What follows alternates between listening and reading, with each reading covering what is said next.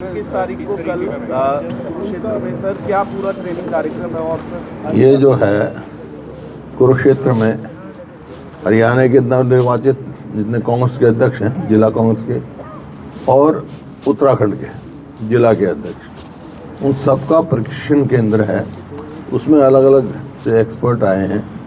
वो आर्थिक तौर पे भी हम कहाँ खड़े हैं और जो है कांग्रेस के इतिहास के बारे में, कांग्रेस ने क्या क्या फैसले लिए थे, सारा वो बता रहे हैं। अलग अलग सब्जेक्ट के उनको ट्रेनिंग दे रहे हैं। आपस में तो इकट्ठे रहना पूरे दिन क्लास लगाना, तो एक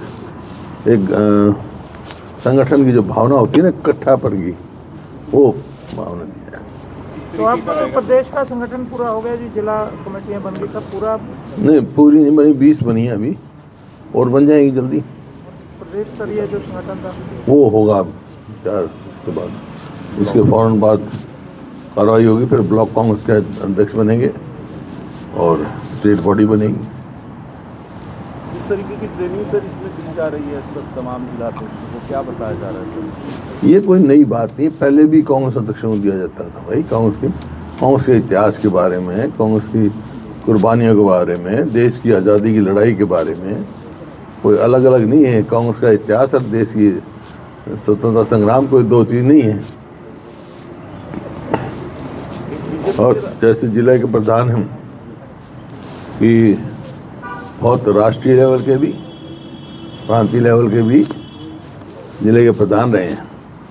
जैसे चौधरी छोटू राम रोहतक जिला के प्रधान रहे, मेरे दादा चौधरी मातूराम रहे, मेरे तो घर पिताजी भी रहे, और पंडित श्री राम शर्मा, चौरणवीर सिंह, चौधरी सुल्तान सिंह, ये सब जिला के अध्यक्ष रहे।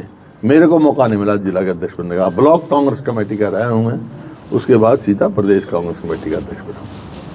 आप तो सीधे प्रदेश के वहाँ ब्लॉक से गया हूँ भाई, ब्लॉक कांग्रेस कमेटी का अध्यक्ष था, फिर ब्लॉक समिति का चेयरमैन था, फिर सांसद गया, फिर प्रदेश अध्यक्ष बना। सर, कैबिनेट मंत्री किशन बेदी हैं, उन्होंने कहा कि राहुल गांधी के नेतृत्व में कांग्रेस ने देश भर में कई चुनाव हारे हैं, तो वो क्या ट्रेनिंग देने के लिए वो कुरुक्षेत्र में आ रहे हैं? ट्रेनिंग तो कई चुनाव क्या आ रहे, मतलब वोट अच्छी परसेंटेज है। कांग्रेस एक मजबूत पार्टी है, राष्ट्रीय पार्टी है। ये राजनीति में चुनाव हारना जीतना कोई बड़ी बात नहीं है। भारतीय जनता पार्टी के 2 ही MP थे भाई मेरे समय, और यहाँ विधानसभा में कितने MLA थे? फिर ये भाजपा के नए अध्यक्ष चुने गए हैं आज, नवीन नितिन जी, तो कहना ठीक है, उनकी पार्टी का काम है।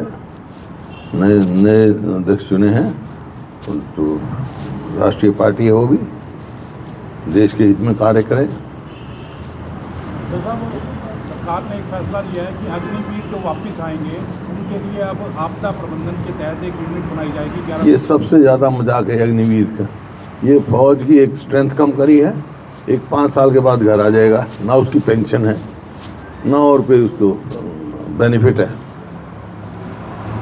सर, राव नरवीर और राव इंद्रजीत के बीच जो है काफी टकरार देखने को मिल रही है। दोनों नेता एक ही पार्टी के होने के चलते भी आपस में बयानबाजियां चल रही हैं। भारतीय जनता पार्टी तो टूटी फूटी पार्टी है भाई।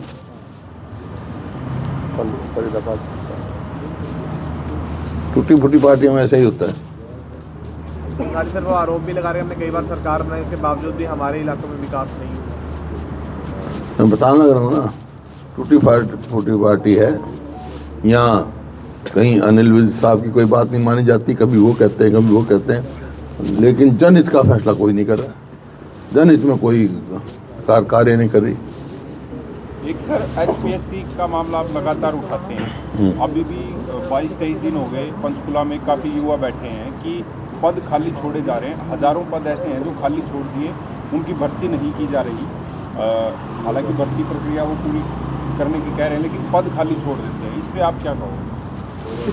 उसका ये है कि 2 लाख के करीब जो है सैंक्शन पोस्ट खाली पड़ी हरियाणा सरकार में, और ख़ास तौर पे जो एजुकेशन डिपार्टमेंट है, यूनिवर्सिटी हैं, स्कूल हैं, 50% सैंक्शन पोस्टें खाली पड़ी, 50%। मतलब पूरे हरियाणा परिस्थिति ये हुई है अस्पताल में जाओ तो डॉक्टर नहीं, स्कूल में जाओ तो मास्टर नहीं। और जो थोड़ी बहुत लगी हैं, हालांकि इनका ये वायदा था 2 लाख नौकरी देंगे हम, और 1,20,000 जो HRM में थे उनको पक्का करेंगे, लेकिन कोई नौकरी नहीं। थोड़ी बहुत जो लगी हैं वो आप उनका चयन देखो उठा के।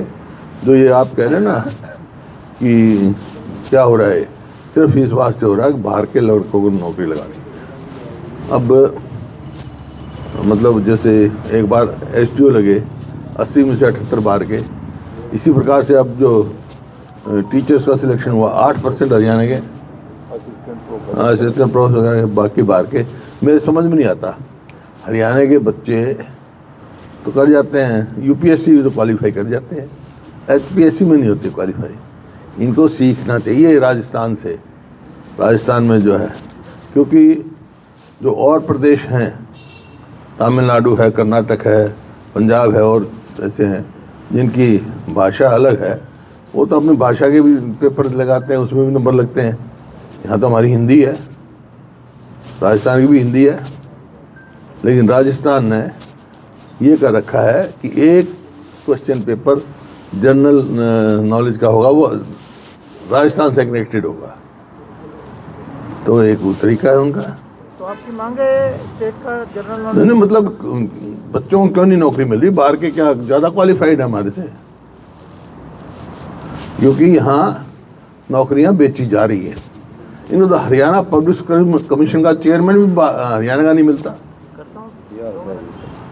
ये जो चेयरमैन लगाए जा रहे हैं, खासकर ये नौकरियों के भर्तियों के मामले में, SPSC का चेयरमैन भी जैसे बाहर का है, MP दीपेंद्र हुड्डा भी मांग कर चुके हैं कि स्टेट से होना चाहिए। तो ये जो चयन होता है, ये आपको लगता है कि ये हरियाणा के लोगों का ही होना चाहिए? नहीं, प्राथमिकता होती है सर, सब स्टेट करती है। बताया, राजस्थान का भी एग्जाम्पल दिया आपको। चेयरमैन तो चेयरमैन हरियाणा का होना चाहिए, क्यों नहीं होना चाहिए? क्या हरियाणा में काबिल नहीं है चेयरमैन की? या तो ये कहे भाई काबिल ही नहीं है। अब देखो ना, ये तो ऐसी परिस्थिति हुई है, चंडीगढ़ के बारे में ही हो रहा है, ये पता ही नहीं चंडीगढ़ किसका है। चंडीगढ़ का आपने पता किया सर कुछ अभी तक क्या अपडेट हुआ है? जैसे विधानसभा के बीच में बात बनना है, पता ही नहीं। मैं तो कई बार सवाल पूछा है, भाई ये बताओ चंडीगढ़ हरियाणा की राजधानी है कि नहीं है? क्योंकि हरियाणा गवर्नमेंट ने एक सर्टिफिकेट दे दिया कि Chandigarh is not territory of Haryana, नहीं? क्योंकि नौकरियों के मामले में SC BC even lower judiciary में भी जो चंडीगढ़ में बच्चे हैं, वो हरियाणा रिजर्वेशन में अप्लाई नहीं कर सकते। कहाँ जाएंगे वो? क्योंकि हरियाणा गवर्नमेंट ने एफिडेविट दे दिया Chandigarh is not territory of Haryana. जब चंडीगढ़ हरियाणा की राजधानी नहीं है, तो पहले तो कह रहे थे हम जमीन लेंगे, यहाँ अपनी विधानसभा बनाएंगे। अब उन्होंने मना कर दिया। खैर ये लंबा इशू है, पर 2200 को बात करेंगे पूरा। सर, अब जो पेपर इशू तो बड़ा बन गया जी, है ही बड़ा, छोटा क्यों है? तो बात ही कर लो। नहीं, बातचीत बता दी मैंने, जो बता दिया। सर, भर्तियाँ की प्रक्रिया जो है वो शुरू हो गई है। पहले टेस्ट हुआ था CET का, अब कई हज़ार भर्तियाँ निकाल दी हैं, अब उनके लिए आवेदन मंगाए जा रहे हैं। और इस साल कह रहा सरकार कई हज़ार भर्तियाँ इस साल कर दी जाएगी। पिछली बार भी तो करी थी इन्होंने। कितने % आए हरियाणा के? 8%। लक्ष्मी योजना के तहत जिस प्रकार से 2100 रुपये देने की बात कही थी, और अब सरकार द्वारा कहा जा रहा है कि 1100 रुपये उनको अकाउंट में दिए जाएंगे, 1000 रुपये की FD करेंगे। ये जो है इवेंट मैनेजमेंट की सरकार है। कहते कुछ है, करते कुछ है, करते कुछ नहीं। ठीक। एक पूर्व मुख्यमंत्री है पंजाब के चरणजीत सिंह चन्नी, उनका बयान आया, वो कह रहे हैं कि दलितों की उपेक्षा हो रही है। नेता विपक्ष का पद भी अपर कास्ट को दे दिया गया, प्रदेश अध्यक्ष का पद भी अपर कास्ट को दे दिया गया, महिला विंग का भी अपर कास्ट को दे दिया गया। इस तरीके के उन्होंने आरोप कुछ लगाए हैं। सर, कैसे आप देखते हैं? उनसे बात करो, क्या है? लेकिन पंजाब कांग्रेस उनका जवाब वही देंगे। पंजाब कांग्रेस में दो फाड़ होता नजर आ रहा है सर। मैंने कोई पढ़ा नहीं है उनका बयान। अच्छा, जो पंजाब के लिए, क्योंकि अब चुनाव है अगले साल, हरियाणा कांग्रेस की भी कोई जिम्मेवारी लग रही है? भाजपा जिस तरह से पंजाब में जो चुनाव है अगले साल, भाजपा व्यापक रूप से तैयारी कर रही है, मुख्यमंत्री गाए बगाए जो हफ्ते 10 दिन में जाते हैं, आप लोगों की भी जिम्मेवारी लग रही है? अगले साल जो है पंजाब में कांग्रेस की सरकार बनने जा रही है। हरियाणा कांग्रेस की जिम्मेवारी हाँ, जाएंगे, चुनाव में जाते ही हर बार। इससे पहले कोई अभी लगी हो? मोटिवेशन जैसे लग रहा है प्रचार तो अभी चुनाव टाइम है, समय पे सब कुछ होगा। हुड्डा साहब, अच्छा जी, धन्यवाद। ये एफिडेविट वाली बात कब हुई?